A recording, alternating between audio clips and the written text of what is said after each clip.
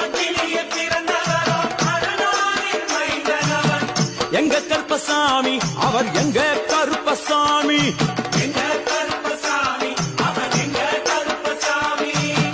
முன்கொண்டை காரணவன் முன்கோப காரணவன்.